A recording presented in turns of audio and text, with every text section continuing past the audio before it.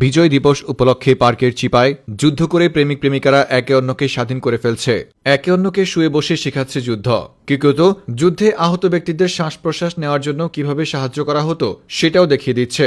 এ যেন পার্কের চিপা নয়, বরং প্রমাণ্য চিত্র। এক গোপন সংবাদের মাধ্যমে জানা গেছে 16 ডিসেম্বর বিজয় দিবসের দিন বিশেষ ক্লাসের নাম করে প্রেমিক প্রেমিকারা বাড়ি থেকে বের হয়েছে। কিন্তু সেই বিশেষ ক্লাস করার জন্য তারা ক্লাসে না গিয়ে বরং গিয়েছে পার্কের চিপায়। অতঃপর পার্কের চিপায় বসে তারা প্রেমিক প্রেমিকাকে শিখিয়ে দিচ্ছে 71 সালে আমাদের বীর মুক্তিযোদ্ধারা ঝোপের মধ্যে লুকিয়ে লুকিয়ে পাক হানাদার বাহিনীদের সাথে যুদ্ধ করেছে। চিন্তা করে দেখেছেন তারা কতটা দেশপ্রেমিক? এরাই তো বাংলাদেশকে একদিন অনেক অনেক অনেক উপরে নিয়ে যাবে।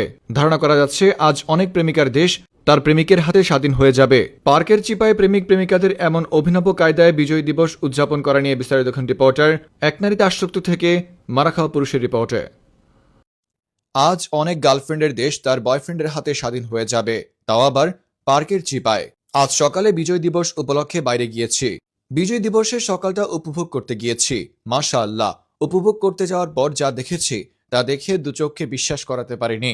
দেখলাম পার্কের চিপাগুলিতে অনেক প্রেমিক তার প্রেমিকাকে নিজ হাতে শেখাচ্ছে কিভাবে ঝোপের মধ্যে থেকে যুদ্ধ করেছে পাক হানাদার বাহিনীদের সাথে। তাদের এমন যুদ্ধ দেখে আমি ভয় পাইনি, বরং লজ্জা পেয়ে চলে এসেছি।